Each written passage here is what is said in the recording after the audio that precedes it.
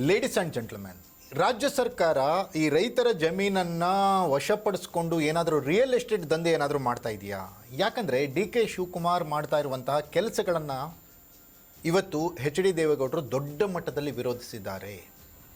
ಸರ್ಕಾರದ ಈ ಬಿಡದಿ ಟೌನ್ಶಿಪ್ ಯೋಜನೆಯ ಹಿಂದೆ ರಿಯಲ್ ಎಸ್ಟೇಟ್ ಬಿಸ್ನೆಸ್ನ ಹುನ್ನಾರ ಇದೆ ಅನ್ನೋ ಥರದ ಮಾತನ್ನು ದೇವೇಗೌಡರು ಹೇಳಿದ್ದಾರೆ. ಅಷ್ಟಕ್ಕೂ ಡಿ ಕೆ ಶಿವಕುಮಾರ್ ಒಳ್ಳೆ ಬಿಸ್ನೆಸ್ಮನ್ ಕೂಡ, ಅವರಿಗೆ ಈ ತರಹದ ವ್ಯವಹಾರಗಳು ಹೊಸದೇನಿಲ್ಲ.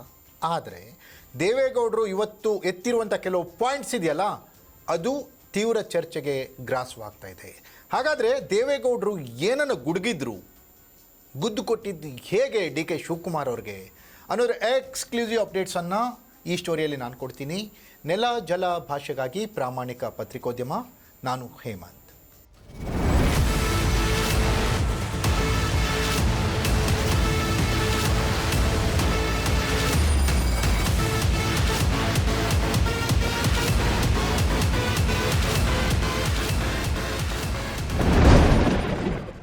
ವೀಕ್ಷಕರೇ, ಈ ಗೌಡರ ಗದ್ದಲ ಏನಿದೆಯಲ್ಲ, ಇದು ದೊಡ್ಡ ಮಟ್ಟಕ್ಕೆ ಹೋಗ್ತಾ ಇದೆ. D K Shivakumar versus H D Kumaraswamy ಅನ್ನೋ ಥರ ಇದ್ದದ್ದು ಈಗ D K Shivakumar versus H D ದೇವೇಗೌಡರವರೆಗೂ ಬಂದು ನಿಂತುಬಿಟ್ಟಿದೆ. ಬಿಡದಿ ಟೌನ್ಶಿಪ್ ಕದನಕ್ಕೆ ಮಾಜಿ ಪ್ರಧಾನಿ ಎಚ್ ಡಿ ದೇವೇಗೌಡರಿಗೆ ಎಂಟ್ರಿ ಕೊಟ್ಟಿದ್ದಾರೆ. ಎಂಟ್ರಿ ಕೊಟ್ಟು ಡಿ ಕೆ ಶಿವಕುಮಾರ್ ವಿರುದ್ಧ ಹರಿಹಾಯ್ತಿದ್ದಾರೆ. ಡಿ ಕೆ ಶಿವಕುಮಾರ್ ಅವರ ವಿಚಾರಗಳನ್ನು ಒಂದೊಂದಾಗಿ ಎಳೆಯಾಗಿ ಬಿಚ್ಚಿಟ್ಟಿದ್ದಾರೆ ದೇವೇಗೌಡರು. ಬೆಂಗಳೂರಿನ ಹೊರವಲಯದ ಬಿಡದಿ ಟೌನ್ಶಿಪ್ ಕದನ ಈಗ ರಾಜಕೀಯ ದಾಳವಾಗಿ ಮಾರ್ಪಟ್ಟಿದೆ. JDSನಲ್ಲಿ ಭಾರೀ ಬಿರುಗಾಳಿ ಎದ್ದಿದೆ. ಕಾಂಗ್ರೆಸ್ನ ಡಿ ಕೆ ಶಿವಕುಮಾರ್ DCM ಅವರಿಗೆ ಬಿಸಿ ಮುಟ್ಟಿಸಲಿಕ್ಕೆ ಎಚ್ ಡಿ ದೇವೇಗೌಡರು ಪ್ಲ್ಯಾನ್ ಮಾಡ್ಕೊಂಡಿದ್ದಾರೆ. JDSನ ಹೋರಾಟ ಇನ್ಮೇಲೆ ಬಿಡದಿ ಟೌನ್ಶಿಪ್ ವಿರುದ್ಧ ಅನ್ನೋದನ್ನು ದೇವೇಗೌಡರು ಒತ್ತಿ ಹೇಳಿದ್ದಾರೆ. ನನಗೆ ನನ್ನ ಮುಂದೆ ಇರೋದು ಯಾವ ಬಿಡದಿಯ ಜನ ಇವತ್ತು ಕಣ್ಣೀರಲ್ಲಿ ಕೈ ತೊಳಿತಾ ಇದ್ದಾರೆ. ಯಾರು ಅವ್ರ ಹತ್ರ ಹೋಗಿ ನೋಡಿರೋರು? DC ಹೋಗಿದ್ದಾರ? ಅವ್ರು ಕೂತ್ಕೊಂಡು ಎಳ್ತಾ ಇದ್ದಾರೆ, ಅಲ್ಲಿ ಕಣ್ಣೀರಲ್ಲಿ ಕೈ ತೊಳಿತಾ ಇದ್ದಾರೆ.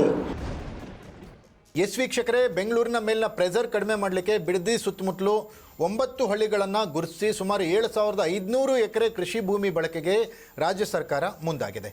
ಅಲ್ಲಿ ಒಂದು ಟೌನ್ಶಿಪ್ಪನ್ನು ನಿರ್ಮಾಣ ಮಾಡೋಣ ಅನ್ನೋ ಪ್ಲ್ಯಾನ್ ಸರ್ಕಾರದ್ದು ಅಂದರೆ ಡಿ ಕೆ ಶಿವಕುಮಾರ್ ಅವ್ರದ್ದು. ಇದರಿಂದ ಉದ್ಯೋಗ ಸೃಷ್ಟಿಯಾಗುತ್ತದೆ. ಈ ಭಾಗದ ಪ್ರದೇಶಗಳನ್ನು ಸ್ವಾವಲಂಬಿ ನಗರಗಳನ್ನಾಗಿ ಅಭಿವೃದ್ಧಿ ಪಡಿಸ್ಬೋದು. ಟೌನ್ಶಿಪ್ ಮಾಡಿದರೆ ಇಲ್ಲಿಯ ಜನರಿಗೆ ಅನುಕೂಲ ಆಗುತ್ತೆ, ರೈತರಿಗೆ ಒಳ್ಳೆ ಹಣ ಸಿಗುತ್ತೆ ಅನ್ನೋ ಪ್ಲ್ಯಾನ್ ಡಿ ಕೆ ಶಿವಕುಮಾರ್ ಅವ್ರದ್ದಿದೆ. ಅಂದರೆ ಇದೆಷ್ಟು ದೂರದೃಷ್ಟಿಯ ಪ್ಲ್ಯಾನ್, ದೂರಾಲೋಚನೆಯ ಪ್ಲ್ಯಾನ್ ಅಥವಾ ದುರಾಲೋಚನೆಯ ಪ್ಲ್ಯಾನ್ ಅನ್ನೋದನ್ನು ಪ್ರಶ್ನೆ ಮಾಡ್ತಾ ಇದ್ದಾರೆ ಎಚ್ ಡಿ ದೇವೇಗೌಡರು. ಇದ್ರ ವಿರುದ್ಧ ಎಚ್ ಡಿ ಕುಮಾರಸ್ವಾಮಿ ಅವರು ಈಗಾಗಲೇ ಗುಡುಗಿದ್ರು. ಈಗ ಈ ಗೌಡ್ರ ಗದ್ದಲದಲ್ಲಿ ಡಿ ಕೆ ಶಿವಕುಮಾರ್ ವಿರುದ್ಧ ಎಚ್ ಡಿ ದೇವೇಗೌಡರು ಎಂಟ್ರಿ ಕೊಟ್ಟಿದ್ದಾರೆ. ಎಚ್ ಡಿ ದೇವೇಗೌಡರ ಎಂಟ್ರಿಯಿಂದ ಈ ಕದನ ಅನ್ನೋದೇನಿದೆಯಲ್ಲ, ಈಗ ಕುತೂಹಲ ಮೂಡಿಸಿದೆ, ರಂಗೇರ್ತಾ ಇದೆ. ಈ ಗೌಡ್ರ ಗದ್ದಲ ಮತ್ತೊಂದು ಮಗ್ಲಕ್ಕೆ ಹೊರಳ್ತಾ ಇದೆ. ಮುಖ್ಯಮಂತ್ರಿಗಳು ನಾನು ಅವನಂತೆ ಬರ್ತೇನೆ, ಅವರು ಬರ್. ಇವತ್ತು ಯಾರಾದ್ರೂ ಒಬ್ಬ ತಹಸೀಲ್ದಾರರು, ಒಬ್ಬ DC, MLA ಸ್ಥಳಕ್ಕೆ ಹೋಗಿ ಆ ರೈತರ ಸಂಕಷ್ಟವನ್ನ ಕೇಳತಕ್ಕಂಥ ಸೌಜನ್ಯತೆ ಯಾರಾದ್ರೂ ಮಾತಾಡಿದ್ರೆ ಅರೆಸ್ಟ್. ವೀಕ್ಷಕರೇ, ಈ ಬಿಡದಿ ಭಾಗದಲ್ಲಿ ರೈತರು ತೆಂಗು, ರೇಷ್ಮೆ, ತರಕಾರಿ ಬೆಳೀತಾರೆ. ಈ ಫಲವತ್ತತೆಯ ಭೂಮಿಯನ್ನು ಟೌನ್ಶಿಪ್ ಮಾಡಲಿಕ್ಕೆ ಬಿಡಲ್ಲ ಅಂತ ಹೇಳಿ ಗೌಡ್ರು ಈಗ ಹೇಳ್ತಾ ಇದ್ದಾರೆ. ಅಂದರೆ ಈ ಒಳ್ಳೆ ಫಲವತ್ತಾದ ಜಮೀನಿದು, ಇದನ್ನು ನಾನು ಟೌನ್ಶಿಪ್ ಮಾಡೋಕ್ಕೆ ಬಿಡಲ್ಲ ಅನ್ನೋ ಥರದ್ದು ದೇವೇಗೌಡರ ವಾದ. ಎಚ್ ಡಿ ಕುಮಾರಸ್ವಾಮಿಯವರು ಇದೇ ಮಾತನ್ನು ಹೇಳಿದರು. ಇದಕ್ಕೆ ಡಿ ಕೆ ಶಿವಕುಮಾರ್ ಕೂಡ ಟಕ್ಕರ್ ಕೊಟ್ಟಿದ್ರು.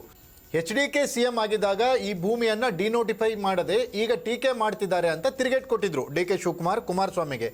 ಆದರೆ ಅವರಿಗೆ ನನ್ನ ಟೀಕಿಸ್ತಿದ್ರೆ ರಾಜಕೀಯವಾಗಿ ಬದುಕಿರಲಿಕ್ಕೆ ಆಗೋದೇ ಇಲ್ಲ ಅಂತ ಹೇಳಿ ಕೂಡ ಡಿ ಕೆ ಶಿವಕುಮಾರ್ ಹೇಳಿದರು. ಆದರೆ ಈಗ ಎಚ್ ಡಿ ದೇವೇಗೌಡರು ತಿರುಗಿ ಬಿದ್ದಿದ್ದಾರೆ ಡಿ ಕೆ ಶಿವಕುಮಾರ್ ವಿರುದ್ಧ. ದಿಢೀರ್ ಪತ್ರಿಕಾಗೋಷ್ಠಿ ನಡೆಸಿ ವಾಗ್ದಾಳಿ ನಡೆಸಿರುವಂತಹ ಮಾಜಿ ಪ್ರಧಾನಿಯವರು ಜೀವ ಇರೋವರೆಗೂ ರೈತರ ಭೂಮಿಯನ್ನು ಕಳೆದುಕೊಳ್ಳಲಿಕ್ಕೆ, ರೈತರಿಗೆ ಅನ್ಯಾಯ ಆಗಲಿಕ್ಕೆ ಬಿಡಲ್ಲ ಅಂತ ಹೇಳಿ ಹೋರಾಟವನ್ನು ರೂಪಿಸಿದ್ದಾರೆ ದೇವೇಗೌಡರು.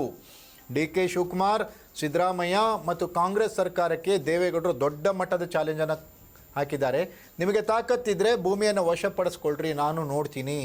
ಆಮರಣ ಅಂತ ಉಪವಾಸ ಮಾಡ್ತೀನಿ ಅಲ್ಲಿ ಕೂತ್ಕೊಂಡು, ರೈತರ ಭೂಮಿಗೆ ಹೇಗೆ ನೀವು ಕೈ ಹಾಕ್ತೀರಾ ಅಂತ ಹೇಳಿ ಡಿ ಕೆ ಶಿವಕುಮಾರ್ ಅವ್ರನ್ನ ಪ್ರಶ್ನಿಸಿದ್ದಾರೆ ಎಚ್ ಡಿ ದೇವೇಗೌಡರು.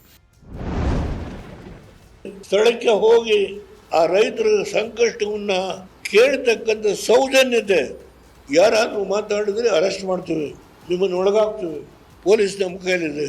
ಈ ಥ್ರೆಟನಿಂಗು ಒಟ್ಟಿನಲ್ಲಿ ಈ ಗೌಡ್ರ ಗದ್ದಲ ಯಾವ ರೀತಿ ಟರ್ನ್ ತೆಗೆದುಕೊಳ್ಳುತ್ತೆ? D K Shivakumar versus H D Kumaraswamy ಇದ್ದದ್ದು ಡಿ ಕೆ ಶಿವಕುಮಾರ್ ವರ್ಸಸ್ ದೇವೇಗೌಡರ ಆದಮೇಲೆ ದೇವೇಗೌಡರೇ ಅಖಾಡಕ್ಕೆ ಎಂಟ್ರಿ ಕೊಟ್ಟ ಮೇಲೆ ಸರ್ಕಾರ ಯಾವ ರೀತಿ ಈ ಯೋಜನೆಯನ್ನು ಮುಂದುವರಿಸುತ್ತೆ?